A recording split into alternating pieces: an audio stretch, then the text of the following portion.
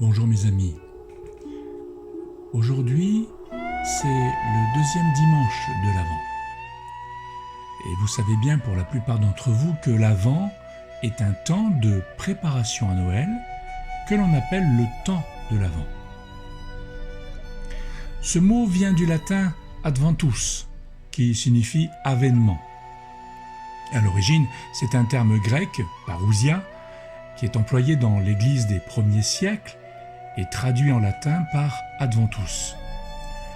On emploie ce mot en grec et en latin pour désigner la venue du Christ parmi les hommes, à la fois pour l'avènement de sa naissance, mais aussi pour son avènement glorieux à la fin des temps. Si donc l'Avent est un temps de préparation à Noël qui nous rappelle l'avènement de la naissance de Jésus-Christ, c'est aussi un temps qui veut nous faire prendre conscience que Christ va revenir. Connaissez-vous Anna Gavalda? C'est une romancière qui a écrit un livre qui s'appelle « Ensemble, c'est tout ». Un des personnages dans son livre dit ceci: « Tu fais quoi pour Noël ?» Et l'autre de dire « Je prends 2 kilos ». Nous n'avons pas tous la même vision de Noël, n'est-ce pas? Pour les uns, après la fête, les bons repas, ils sont bien repus et ils finissent par gagner ce qu'ils ne veulent jamais gagner, les kilos. Mais pour d'autres, cette fête est une occasion de leur rappeler un événement important, celui de la venue de Christ. Un être plus qu'exceptionnel, car il nous est dit de lui qu'il s'appelle Emmanuel, c'est-à-dire Dieu avec nous. Et là, c'est le jackpot. Avec lui, nous gagnons, non des kilos, mais une victoire que personne n'a jamais gagnée, la victoire sur la mort. Mais revenons au début. Ce deuxième dimanche, je souhaiterais que nous nous rappelions les 2 dimensions de l'Avent, l'Adventus, les 2 visions de la parousia. La première venue de Christ sur terre, c'est la fête de Noël. Et la seconde venue de Christ sur la terre, eh bien là, il n'y a pas de fête à ce jour. Il n'y a pas de fête pour ce jour. Car sa seconde venue sera vraiment différente de la première. Elle sera pour mettre un terme à l'injustice, à la folie, à la perversion, au mensonge. Ce ne sera pas un jour de fête, mais comme l'a dit un jour Joël le prophète, « Le jour de l'Éternel vient, car il est proche, jour de ténèbres et d'obscurité, jour de nuées et de brouillard. Il vient comme l'aurore se répand sur les montagnes. » C'est le prophète Joël, chapitre 2, versets 1 à 2. Mais pourquoi est-ce que je dis cela? Parce que si Noël nous amène à nous souvenir et à fêter la naissance de Christ, Dieu avec nous, elle nous amène aussi à considérer que cette venue a une destinée de valeur, dont la finalité est de rétablir toutes choses selon la justice, la sainteté et l'amour de Dieu. Noël évoque le commencement du plan de Dieu qu'il a établi par Jésus-Christ et en Jésus-Christ, et qu'il appelle son Fils. C'est le commencement de l'accomplissement du plan ultime de Dieu. Noël, c'est le commencement de tous les accomplissements. Et c'est le titre que je donnerai à ce message. Quel est le plan ultime de Dieu? C'est ce que nous allons amorcer et esquisser aujourd'hui. Noël donc, commencement de tous les accomplissements. Nous allons pour cela considérer un texte qui va nous dévoiler ce plan ultime de Dieu. Ce sont les premiers versets de l'Épître aux Hébreux qui vont nous mettre en appétit pour ce grand repas céleste auquel Dieu nous invite. Alors je vous invite à lire ce texte avec moi. chapitre 1 de l'Épître aux Hébreux, versets 1 à 3. Après avoir autrefois, à plusieurs reprises et de plusieurs manières, parlé à nos pères par les prophètes, Dieu, dans ces derniers temps, nous a parlé par le Fils. Il l'a établi héritier de toutes choses. Par lui, il a aussi créé l'univers. Le Fils est le reflet de sa gloire et l'empreinte de sa personne, et il soutient toutes choses par sa parole puissante. Il a fait la purification des péchés et s'est assis à la droite de la majesté divine dans les lieux très hauts. Christ, c'est l'accomplissement du plan ultime de Dieu. Nous verrons 4 points, et ça c'est le premier. Tout à l'heure, je vous avais dit que c'était le commencement de l'accomplissement du plan ultime de Dieu. Et pourtant, ce plan a émergé bien avant ce commencement. Auparavant, le plan de Dieu existait et Dieu le révélait. Alors de quelle manière il le faisait ? Eh bien, en parlant aux hommes, notamment les Israélites, mais aussi les nations qui les entouraient. Et aussi en parlant aux hommes par des hommes spéciaux que Dieu avait choisis, les prophètes. À 2 reprises au moins, l'Ancien Testament nous dit que les secrets de Dieu ont été révélés aux prophètes.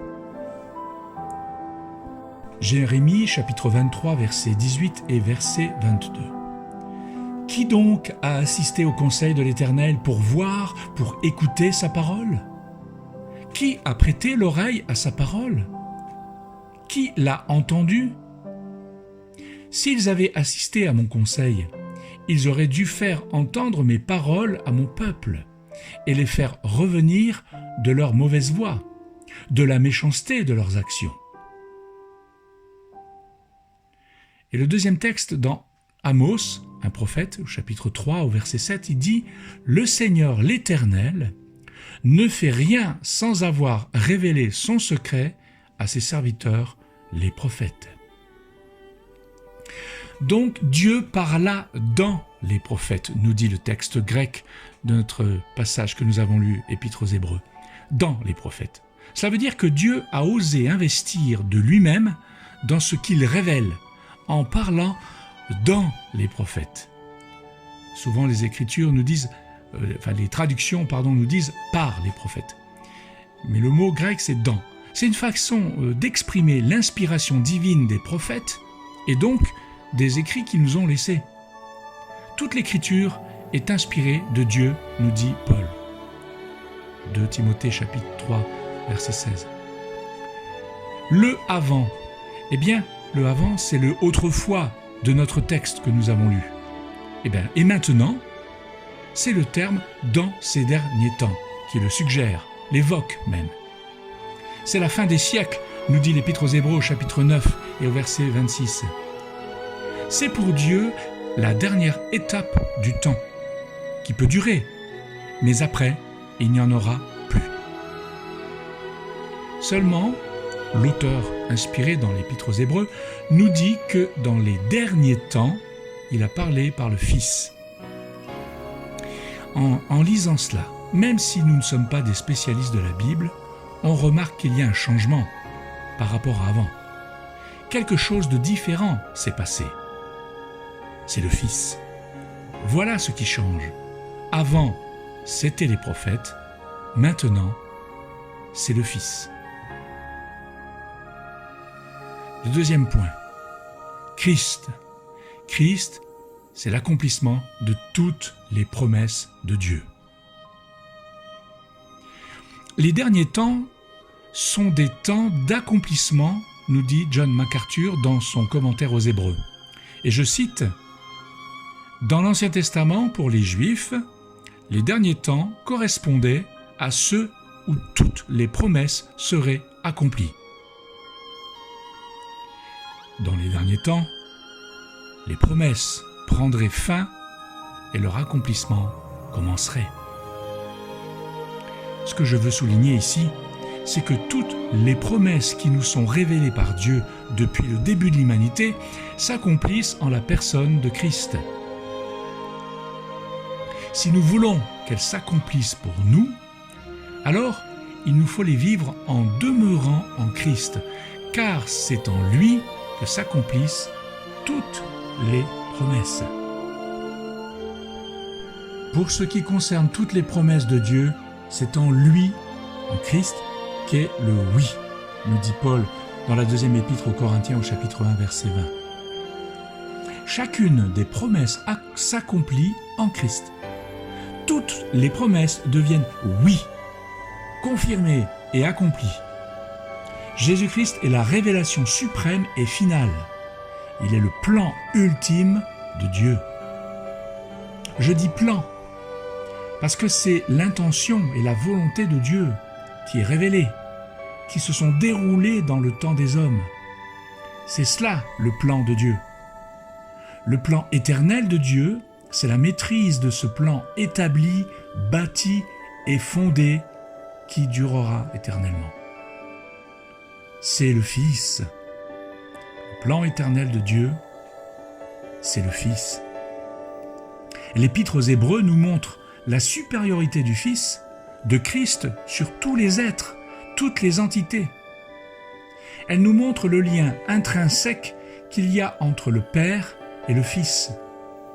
C'est ce lien qui fait de Dieu le Père et le Fils, comme le Saint-Esprit. Ce lien des trois fait d'eux notre Dieu unique. Troisième point, Christ, c'est l'accomplissement de la parole ultime de Dieu. Jésus-Christ, qui est né dans une étable, eh bien, il est la parole finale de Dieu. Dans les derniers temps, Dieu parla dans son Fils, par le Fils. Jésus-Christ, eh bien, Jésus-Christ est le dernier mot de Dieu, et ce mot, c'est le Verbe, c'est la parole. L'apôtre Jean nous dit dans son évangile que la parole était avec Dieu et qu'elle est Dieu. Il y a vraiment un rapport étroit entre ces premiers versets du chapitre 1 de l'évangile de Jean et les premiers versets du premier chapitre de l'Épître aux Hébreux que nous avons lu. Si nous n'entendons pas Jésus, croyez-moi, il ne reste rien d'autre à entendre. Si vous avez manqué d'entendre les prophètes, mais que vous avez rattrapé cette lacune en entendant Jésus-Christ, vous pouvez entrer dans le plan éternel de Dieu. Mais si vous manquez Jésus, il ne vous reste rien à entendre. Nous devons porter toute notre attention sur cet aspect-là. Dieu, le Père, nous parle par le Fils. Il accomplit toutes ses promesses par lui et en lui. Nous devons regarder vers lui. Regarder ailleurs ne nous amènera pas dans la présence de Dieu, ne nous amènera pas à vivre éternellement comme Dieu le réserve à ceux qu'il a créés à son image. Quand je dis « regarder », c'est un regard du cœur, par la foi, un regard qui s'inspire de Christ et qui tire sa force de Christ. Nous sommes créés à son image. Mais Jésus est l'image du Dieu invisible et nous sommes aussi façonnés à l'image de Dieu. Ainsi, lorsque nous vivons par la foi en Christ, lorsque nous demeurons en Christ, lorsque nous vivons de sa vie, nous sommes ce que Dieu a toujours voulu de nous, un homme, une femme à l'image de Dieu. Paul nous dit que le Fils est l'image du Dieu invisible, le premier-né de toute la création. C'est dans Colossiens chapitre 1, verset 15. Il dit aussi « Nous tous, dont le visage découvert reflète la gloire du Seigneur, nous sommes transformés en la même image, de gloire en gloire, par l'Esprit du Seigneur. » C'est dans deuxième épître de Corinthiens, chapitre 3, verset 18. Quatrième point et dernier. Christ Christ est l'accomplissement du sacrifice ultime de Dieu pour l'homme. Voyez-vous, le temps de l'Avent est là pour nous rappeler que Christ, le Messie, vient pour tout accomplir ce que Dieu a voulu. Ce qu'il a voulu, c'est pour l'homme. Seulement l'homme s'est corrompu, il s'est détourné de Dieu, il s'est engagé dans les ténèbres et le chaos de l'existence. C'est pour cela que Jésus-Christ a dû accomplir une œuvre que lui seul pouvait accomplir et qui nous permettrait de revenir dans le plan ultime de Dieu, de participer à la vie divine. C'est le plan du salut. À la fin des 3 versets que nous avons lus dans l'Épître aux Hébreux, nous comprenons de quelle œuvre il s'agit. Il est dit « Il a fait la purification des péchés et s'est assis à la droite de la majesté divine dans les lieux très hauts. » Juste avant de retrouver sa dignité de Dieu, d'être le Fils exalté, en position d'autorité ultime auprès de Dieu, le Père, Christ a fait pour nous la purification des péchés. Voyez-vous, dans ces 3 versets que nous avons lus de l'Épître aux Hébreux, il y a 7 aspects de l'excellence de Jésus-Christ. 7. On ne les a pas tous vus, bien sûr. Son sacrifice pour nous purifier de nos péchés, nous extraire des ténèbres chaotiques, mensongères et impures, eh bien, ce sacrifice est le 6e aspect de l'excellence de Christ. L'œuvre de la création par Jésus-Christ, comme on a pu le lire dans l'Épître aux Hébreux, est un événement puissant et admirable. La façon dont il soutient le monde nous surprend, et c'est extraordinaire. Mais il y a une œuvre encore plus grande encore. C'est celle qu'il accomplit lorsqu'il purifie l'homme de son péché. Dieu a fait la terre et il l'a fait pour l'homme. Sa création est excellente et incomparable. Mais l'œuvre pour l'homme est à couper le souffle. C'est l'œuvre qui purifie l'homme. C'est l'œuvre de Christ qui passe par un sacrifice incommensurable. Vous voyez, cet événement a chamboulé le cœur de Dieu. Son amour éternel a connu une souffrance abyssale et insondable. Il n'y en a pas beaucoup qui s'en rendent compte. Même le chrétien ne le réalise pas complètement, à moins que le Saint-Esprit ne le lui révèle dans son expérience. Alors là, il le réalisera, à en tomber sur ses genoux. Il réalisera la réelle dimension d'amour, de sacrifice, de don de soi que représente l'œuvre de Christ pour nous purifier de nos péchés. Et ce n'est pas rien. Et c'est pour ça que l'auteur aux Hébreux dit « Celui qui a violé la loi de Moïse meurt sans miséricorde » sur la déposition de 2 ou de 3 témoins. De quel pire châtiment pensez-vous que sera jugé digne celui qui aura foulé aux pieds le Fils de Dieu, qui aura tenu pour profane le sang de l'alliance par lequel il a été sanctifié et qui aura outragé l'Esprit de la grâce. Chapitre 10 de l'Hébreux, versets 28-29. Voyez-vous, ce n'est pas rien. Le sacrifice de Christ pour nous purifier de nos péchés, ce n'est pas rien. Mais si vous êtes à Christ, vous n'êtes pas dans ces dispositions-là, celles que j'ai lues dans le chapitre 10. Mais non. Mais si vous n'êtes pas à Christ, ne soyez pas entraînés par votre orgueil pour arriver à cette inclination et ce penchant de cœur, car là, il y a un réel danger, c'est dangereux. Il n'est pas bon de tomber dans les mains puissantes de Dieu lorsqu'on le rejette et lorsqu'on le balance dans le caniveau comme s'il n'était rien. Ouh, ce n'est pas bon. Mais vous n'êtes pas dans ces dispositions-là. En ce jour, premier jour de l'Avent, souvenons-nous que sa venue ici-bas, sa première venue a un but précis, faire la purification des péchés afin de nous délivrer. Ainsi, nous pourrons retrouver ce que nous sommes, être à l'image de Dieu, avoir une communion, un amour, une sainteté une justice qui reflète ce que Dieu est. Pour conclure, et pour faire suite à ce que j'ai dit, je vous invite à considérer les 7 aspects de l'excellence de Christ. Je vais les énumérer et je vous laisserai le soin de les relire, de relire ce texte en considérant ces 7 aspects. Premièrement, vous avez Christ qui est l'héritier. Vous l'avez remarqué, Christ est aussi créateur, le créateur. Christ est le reflet de la gloire de Dieu. Christ est l'empreinte de la personne de Dieu.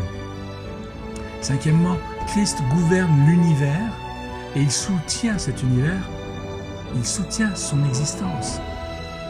Sixième point, Christ se sacrifie pour l'humain. Nous l'avons vu ça. Christ est exalté, et c'est le 7e point, Christ est exalté après avoir tout accompli. Il est à la droite de la majesté du Dieu unique. Ce message n'a fait qu'effleurer la grandeur du plan de Dieu, la grandeur et la supériorité de Christ, le Fils de Dieu.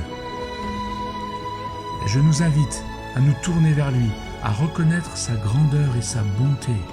N'oublions pas que sa venue est la manifestation de sa bonté et de son amour. Car Dieu a tant aimé le monde qu'il a donné son Fils unique, afin que quiconque croit en lui, il ne périsse pas, mais qu'il ait la vie éternelle. Dieu, en effet, n'a pas envoyé son Fils dans le monde pour qu'il juge le monde, mais pour que le monde soit sauvé par lui. Évangile de Jean, chapitre 3, versets 16 à 17.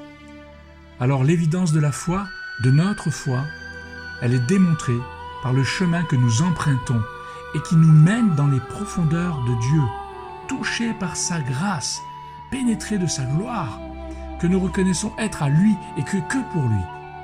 La gloire ne revient qu'à Dieu lui seul. Alors je vous souhaite un bon dimanche et soyez bénis par notre bon Créateur, par le Fils de Dieu, le bien-aimé.